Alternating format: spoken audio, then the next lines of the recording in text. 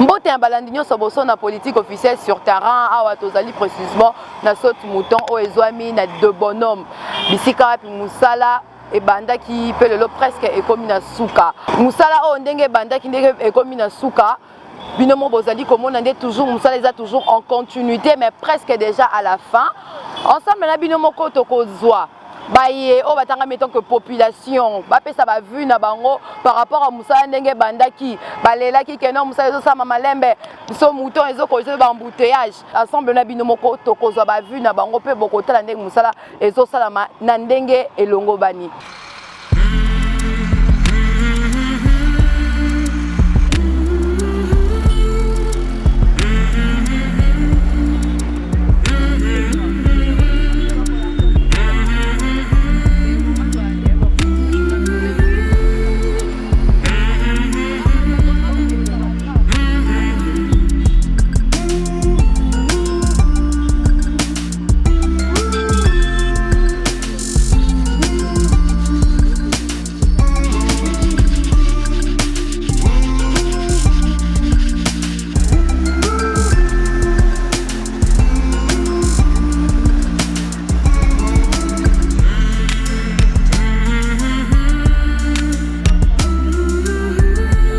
D'abord, bonjour, je voulais parler dans le sens que bande congolais, il faut pas y baquer dans une expression moko. C'est-à-dire, moi si à Komarana Zemi bandana 1 mois, et après 9 mois à Boti. Il y a des fois aussi, Komarake, au lieu à Boti dans 9 mois, à Kobota, soit avant 9 mois, bah bien prématuré, ou après 9 mois, bah lobby qui est comme un peu compliqué, tout ça, c'est-à-dire ça peut aller même dans 10 mois, 11 mois. Et ça peut Moussala, Tozo Sala. Moussala, il y a des délais qui sont calculés pour dire, bon voilà, Moussala est comme banana, délai tel, na date boye, et qu'on ne aussi la rappelle na période boye. Effectivement, mais il y a aussi un impératif, Moussou, il y a Kanakati. Mais bande ko ba congolais bande ko na biso parce que je suis congolais aussi comme eux bazali toujours kolinga kolia biloko un peu vite alors ka ko kende peu vite ndenge ba balobaka ko kende mbango eza ko komate doit tolinga kito sa musala moko bien équilibré bien calculé et avec ba essaye nyonso o ezali ko pesa biso ba garantie que musala auto sala ça doit rester, ça doit résister pendant plusieurs années. Alors voilà, les lots ont commis presque une étape finale. Yango wana to sengi ba ndeko na biso ke na chaque fois ba comment ouvrage salama base na patience to ebi ke eza passé mais base toujours na patience. Et alors quelles sont les difficultés que vous rencontrez pendant tous ces travaux? Bon, bah difficultés eza nango énorme, ça c'est vrai parce que ba période d'Amboula, il y avait des fois ben intempéries et na ba approvisionnement il y a matériaux et il y a vraiment na Mbalamoko il y avait aussi un peu de difficulté mais depuis un certain temps on makamunyon so et comme qui carré là voilà le travail est vite. Et au niveau de l'argent? Non, au niveau bon il n'y a pas de souci, il n'y a pas de souci. Voilà, c'est carré. Tozana ba 3 autres moutons encore et Tikali au Tozo Sala bientôt. C'est la première expérience. Tu sais comprendre la vitesse nango et ndengeni toko betango. C'est-à-dire que on a besoin confiance. Confiance. Toko Sala deuxième ouvrage au Ezoya dans les jours qui viennent. Comme on a que durée nango.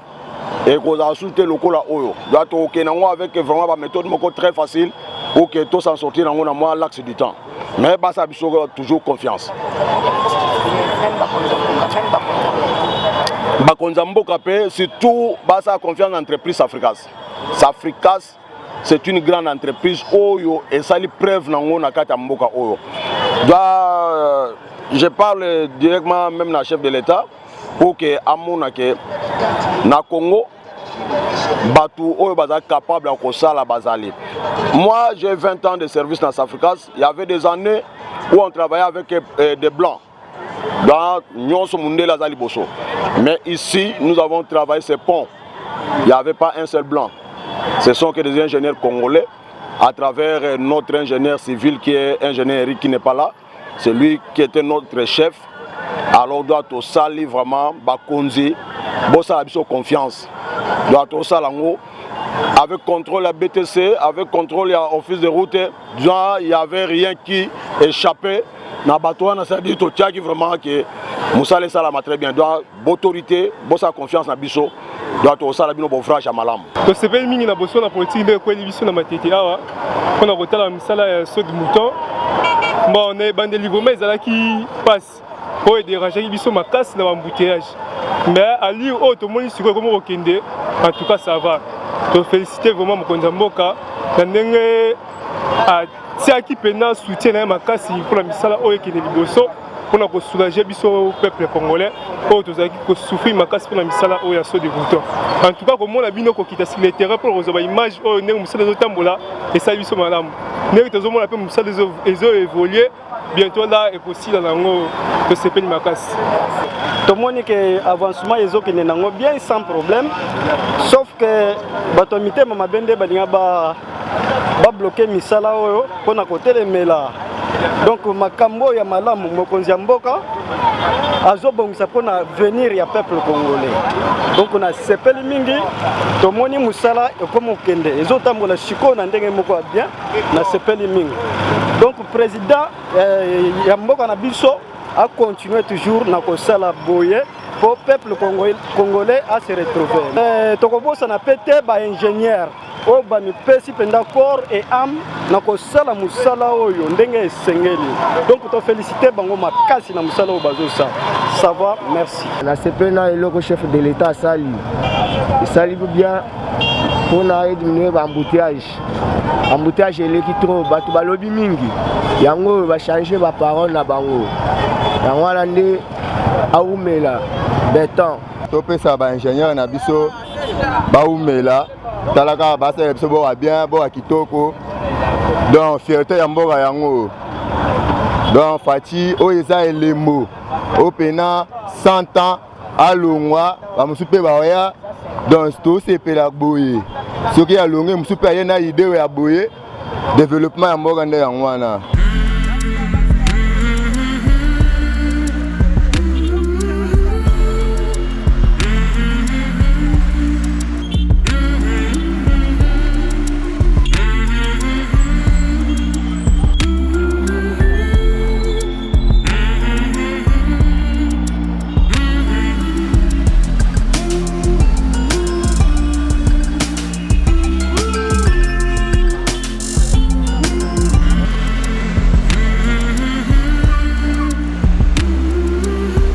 na balanignon saboso na politique officielle sur terrain kaka ndenge to zalaki na bino ensemble na saute mouton o ezomaki na de bonhomme to kitaka na rapona kolakisa bino misala o yebanaki kosala makuna depuis ya saute mouton to zalaki wana pona kolakisa bino et puis voilà bino mo bomonaki ndenge évolution ya musala ndenge salamaki et puis bomonaki ndenge population pe elobaki pesaki longonya na chef de l'état kotala ndenge a persévéraki alobaki malgré tout bambonge mipepe akotikala raté au lâcher ba o ezalaki ba vision na ye alobaki ko continuer na ba programme na ye et puis voilà bon moi na sima na ngai que saute mouton mususu ezali wana botu na ngaso ezami wapi a tozali précisément na route 24 précisément na rond-point Mandela bisika puis saute mouton oyo et utaki déjà et banaki déjà na kosila et puis voilà bino bozali comment ndenge misala et salamaki population pe akozanga kolobate na micro na biso bino moko ensemble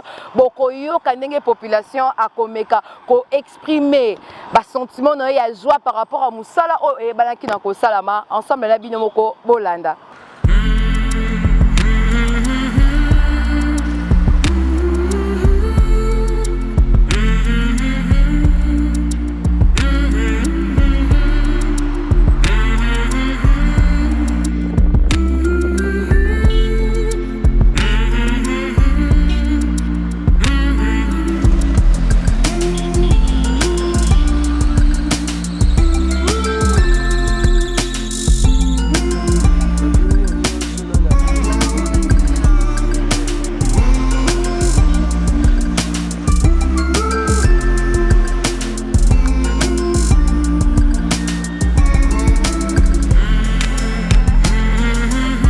tozosepela makasi ere tozomona biloko ya bongo président de la république azokotisa yango na mboka na biso parce que kala tobandomona yango kaka na batelevizio kaka na bakombo na bafilme na baoyo mosusu bazwi chance yake bapoto bazomona yango mais awa na RDC nano tomonaka yango te mais eza mbala liboso ya komona eloko oyo net soki moto awa na RDC yango nde tozosepela makasi parce que ekozala mpona avantage na biso mpona avantage ya bana na biso mpona avantage ya baoyo bakoya nsima na biso yango nde tozosepela makasi na mosala oyo liloba na nga oyo nakokoyebisa chef de l'état ou bien mokonzi ya mboka nazoyebisa eke akoba na mosala na ye akoba yango ntina suka po ete baoyo etikali ya mike wana basilisa yango bamosusu baza baingénieur bamosusu tozomona baétranger donc basali mosala malamu yango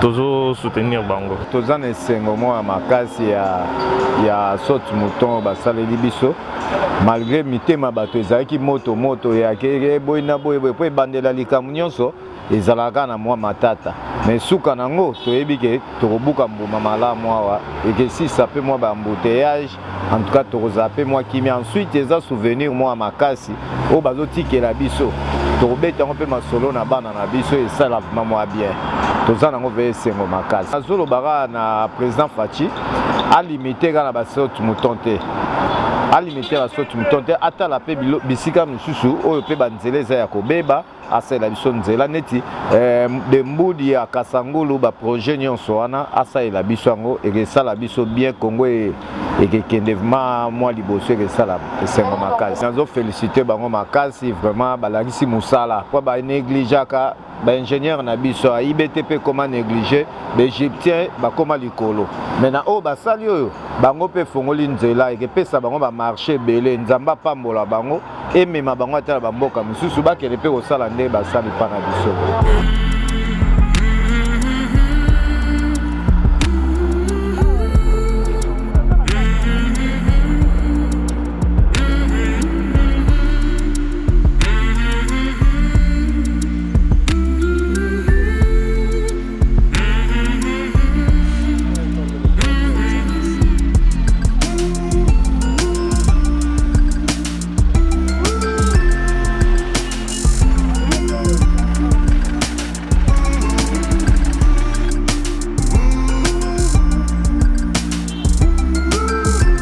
Merci à Balandinio Saboso na politique officielle sur terrain. Tu as vu bongo bozaki et belo bosilaki kolanda biso ou tu as plutôt bandaki na saute mouton na biso ya de bonhomme tu le toye awa na saute mouton ils ont mis na 24 précisément na rond-point Mandela bisika puis musala et salama qui peut comme déjà na suka bino moko bolandi biso pe bo moni ndenge musala ndenge salama qui malgré ba kokoso oyo chef de l'état akutana ki nango mais quand même il n'a pas lâché de continuer de faire toujours son travail et d'être toujours ferme par rapport à la décision na prise et voire même contenir ferme na ba projet na ye bino bo moni évolution ya travail à saute mouton ya de bonhomme ndenge et salama qui ndenge pe ezokende le pe presque le jeu comme na suka awa puis na rond-point Mandela déjà saute mouton et silaki voilà même etikali inauguration pour comme praticable parce que jusque là c'est impraticable romona que mituka ezo matate mais juste là na c'est